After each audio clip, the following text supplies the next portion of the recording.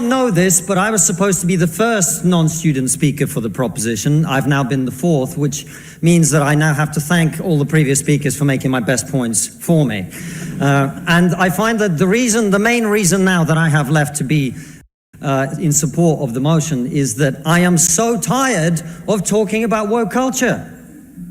That's why it's gone too far, more than anything else. And I thank the other speakers for making the points for me, because it means I don't have to reiterate the point that no, free speech is not some right-wing reframing of whatever. It's the foundation of Western civilization. Upon this civilization is built, and the Enlightenment values that led to it. I don't have to make the point that has been made by far better people in the past, that the only way to deal with the problem of racism is to treat people on the content of their character and nothing else. And the fact that woke culture seeks to overturn that is a new form of racism that we must all oppose. It means also I will not use this opportunity to say I told you so, as someone who spent the last 5 years warning people in the West that if we continue to erode our culture, if we continue to undermine our confidence in Western values, that our enemies like Vladimir Putin will seek to capitalize on it. I will not make any of those points tonight. At all. Instead, I am not going to talk to those of you who already agree with me, which I imagine is most of you. I'm not going to talk to you because I imagine after everything you've heard tonight, you're going to vote for the proposition. I'm going to confess I will take your vote for granted. Tonight, I am the Labour Party and you are the Red Wall. Now, I want to talk to those of you who are woke and who are open to rational argument. A small minority, I accept. Because one of the tenets of wokeness is, of course, that your feelings matter more than the truth. But I believe in you. I believe there are those of you here who are woke, who are open to rational argument, so let me make one. We are told that your generation cares more than any other about one issue in particular, and that issue is climate change. We're told that many of you suffer from climate anxiety. So, I just want to say right off the bat, you know, he's a comedian and an entertainer, a great speaker. And what he's basically doing is that using humor to introduce his points. And instead of going after them like, you know, right away with the digs, telling all these woke students in England, that are here from Cambridge and Oxford and every place else that, you know, he's against them and how they're just absolutely, you know, idiots and morons and stupid for believing, you know, in social justice warriors and social justice causes, and that they're all woke. He is deflecting in a way and sort of building up to what he wants to get to. And the crescendo basically is just building and building and building and building. And now he comes to his first point, which is that he said, we, the world, all of us older generation people are being told that you and the younger generation, that your number one, you know, cause for social justice in the world is climate change. And that's what we're being told. And now he's going to start to basically decimate that view. And let's continue. You wish to save the planet. And for tonight, and tonight only, I will join you. I will join you in worshipping at the feet of Saint Greta of climate change. Let us all accept right here, right now, that we are living through a climate emergency and our stocks of polar bears are running extremely low. So Saint Greta of climate change, and Greta Thunberg, remember? How dare you? How dare you? Remember her? That moron? Yep, that's who he was alluding to right there. Saint Greta of climatology, or from the Church of Climatology. Anyways, let's continue. I join you in this view. I truly do. Now, what are we to do about this huge problem facing humanity? What can we in Britain do? We can only do one thing. You know why?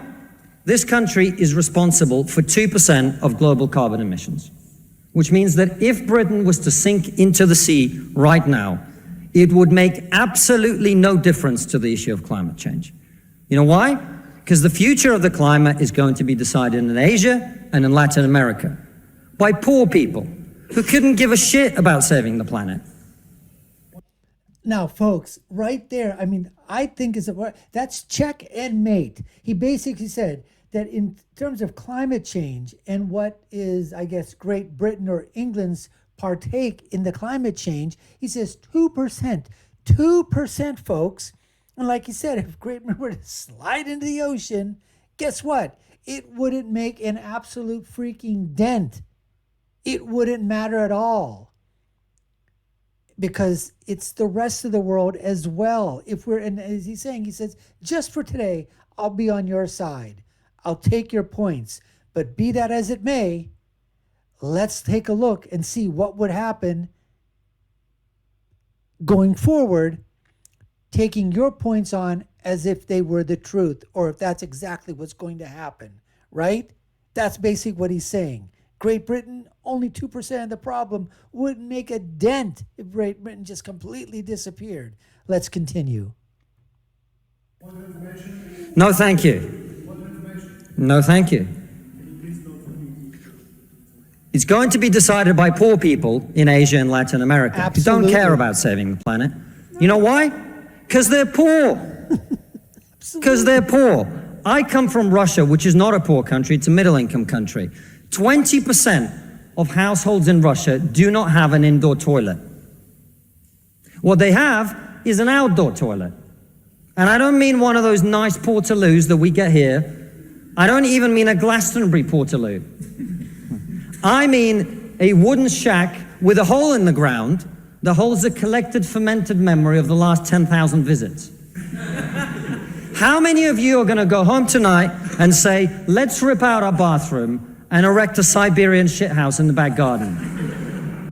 That's unbelievable. A Siberian shithouse in the back of the garden. That's exactly true, folks. Who's going to do that? See, that's what happens. You get everybody out there. What do? You get kids to leave school, right? Oh, we're going to have a march today. We're going to have a parade. Everybody at 2 o'clock, assemble outside. Let's just show the whole world, that we're there for climate change. And what does everybody do when they get outside? Yeah, they're marching, but what are they grabbing? This. Right? How is this affecting climate change? Where do you think you're getting the parts? How do you think that's affecting your carbon footprint? If it's not this, how about an iPad? And if it's wintertime and they're outside, what about the heat that's going on, inside the school? If it's the air conditioning unit during spring or summertime, are they going to get rid of that? What would happen if everybody said, you know what, guess what? We're not going to have, toilets inside the schools anymore. We're going to box them in.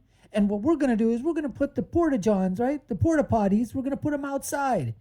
And not just right outside. We have to put a half a mile down the street so the smell doesn't come back and then fumigate us or whatever. And whenever you have to go to the bathroom, hey, guess what? You have to walk half a mile outside. In the heat, in the summer or springtime, in the cold, in the wintertime. Who's going to want to do that? I mean, that's what he's saying. It's easy to say these things, folks. It's easy to want them and, to go ahead and march as much as you want. But when it boils down to it, is everybody going to get, are kids, these wokesters, are they social justice warriors? Are they going to give up their cars? Their cars that are going to be picked up by mommy and daddy after they're gone to their, prissy little schools? Are they going to, get rid of their motorcycles? Are they going to stop flying all of a sudden? Stop vacationing, jetting around in their jets when it's time to vacation with mommy and daddy? They're going to get rid of their iPads, their computers, ACs, heaters? Are they going to do that? Of course they're not. Anyways, let's continue. And if you're not, why should they? Absolutely. 120 million people in China do not have enough food. I don't mean that they don't get dessert. I mean they suffer from malnutrition. That means that their immune system is breaking down because they don't have enough food. You're not going to get them to stay poor. Imagine you're Xi Jinping, the leader of China. When you were 10 years old, there was a revolution, a cultural revolution in your country, and people came and they put your father in prison. Your mother had to denounce him. Your sister killed herself. And you, no longer enjoying the protection of your formerly powerful father, were sent to a village where you lived in a cave house. And here you are, decades later. You have clawed your way up the bloody and greasy pole of Chinese politics to be the undisputed supreme leader of the very Communist Party that destroyed your family. And you know... That right there, folks, is hitting hard. That is hitting right at the heart of the matter. Absolutely. Like he said, he just clawed his way up the greasy pole of communist policies and dictatorship. What are you going to do if you're Xi Jinping? What are you going to do? That's his question. He's asking all these woke social justice warriors here. It's easy to do that when you're in a first world country like Great Britain, where basically everybody has, the standard of living is unbelievably high compared to the rest of the world, right? It's easy when you have everything. That the main thing you have to do to survive and to stay in power is to deliver the one thing that the people of China want: prosperity, Bingo. Economic growth. Where do you think climate change ranks on Xi Jinping's list of priorities? A third of all children who live in extreme poverty in the world live in India. India. That means they're starving and dying of preventable disease. Now, about 15 months ago, my wife got pregnant. Not me, because we're old school. About 15 months ago, my wife got pregnant. Not me, because we're old school.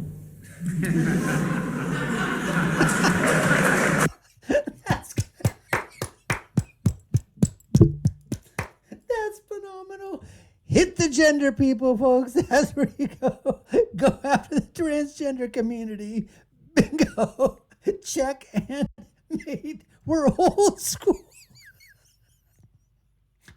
Oh, Konstantin. Fantastic. Let's continue.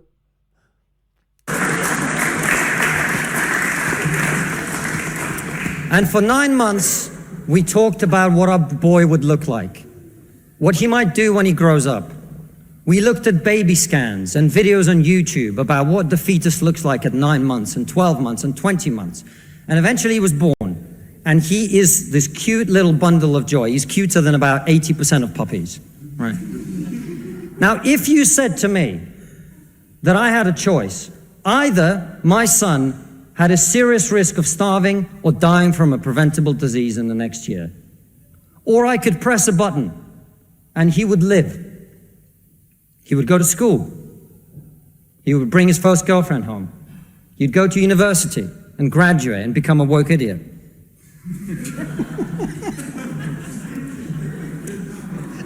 And then he'd get a job and get married and have children and become a man. But all I have to do is press this button. And for every day of my son's life, a giant plume of CO2 is going to get released into the atmosphere. Now, you're all very young, and most of you are not parents. Let me tell you something. There is not a parent in the world who would not smash that button so hard their hand bled.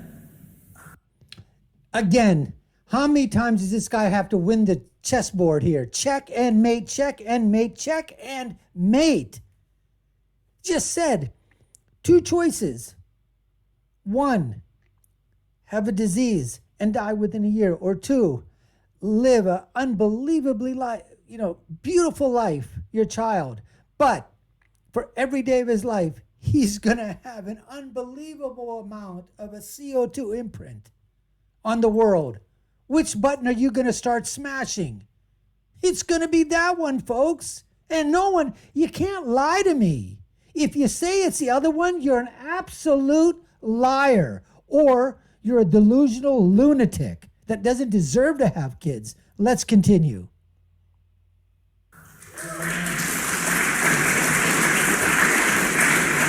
Need I say any more? You are not going to get these people to stay poor. You're not even going to get them to not want to be richer. And so, I put it to you, ladies and gentlemen, there is only one thing we can do in this country to stop climate change. And that is to make scientific and technological breakthroughs that will create the clean energy that is not only clean, but also cheap. And no, thank you. And the only, I want everyone to get home on time today, which is not going to happen. And the only thing that wokeness has to offer in exchange is to brainwash bright young minds like you to believe that you are victims, to believe that you have no agency, to believe that what you must do to improve the world is to complain, is to protest, is to throw soup on paintings. And we on this side of the house are not on this side of the house because we do not wish to improve the world. We sit on this side of the house because we know that the way to improve the world is to work, is to create, it is to build. And the problem with woke culture is that it's trained too many young minds like yours to forget about that. Thank you. And there you have it, folks. There you have it. I mean, he just was an absolutely unbelievable point-on speech. He literally used comedy, he used empathy, he used unbelievable, vivid, lifelike examples to bring about the story and basically say to everybody, hey, look, okay, fine, let's just take it that I'll be on your side for climate change and climate justice and all the stuff that you're saying. And like you said, points, if it's just Great Britain, 2% of the problem, Great Britain slides in the ocean, hey, we're just a minuscule part of it. What about the rest of it? And then going on to basically say that this is what's going on. It is easy to say all these things, but are you really going to do exactly what it needs to be done? And if we do it, how do we get other people to do it? And then the example of having a child and having a choice between not having a child dying or a child living for a beautiful, productive, long life, but at the same time, he's going to have an unbelievable carbon footprint. Which one are you going to choose? So of course, you're going to choose the latter. And then basically bringing it back and saying to these woke social justice warriors, at least those are the ones that are willing to listen, that are willing to have the diversity of thought being expressed instead of trying to shut it down at every juncture, every single time. And that they're the only ones who are right. And if you don't go along with them, then you're a fascist, you're on the right, you're Hitler, you're all these kind of things or whatever. He basically is saying, look, you're not going to get the rest of the world to do this because they want to become like you. They want to become like Great Britain. They want to have the same standard of living. The people in China, the people in Asia, the people in India, the people around the world that are in these poor third world, fourth world, fifth world, sixth world, 10th world, 100th world countries. You're not going to get them to say, you know what, I don't want, what are you talking about? I want energy. I want prosperity. I want money. I want to climb the social ladder. I want more than just this. I want more than just burning crap in my house, burning dung in my tent. We want more. We want what you have. We want to be a first world power. That's what everybody else is wanting to do. Why do you think everybody wants to come to the West? Why is the entire world, why do most of the people in the world, why do they want to come to America? Why? Because they know once you get here, if you work hard enough, you will succeed. You have an opportunity here. You have an opportunity in democratic countries in the West. That's what it's all about. I love this speech, folks. I really, really did. I really like to do the reaction to this too as well. Anyways, thanks so much for watching. We appreciate you. And excuse me. Anyways, listen, if you haven't already done so, subscribe to the channel. We got so many other videos out there. Like, share, and follow us. Hit that notification bell. And you've been watching the Dr. Nasir Shaikh Show. I've been your guest host today. My name is Dr. Nasir. I'll leave you with my final thought, which is, when you're right, you're right. And when you're left, you're wrong. See you again next time, folks. Take care and stay safe.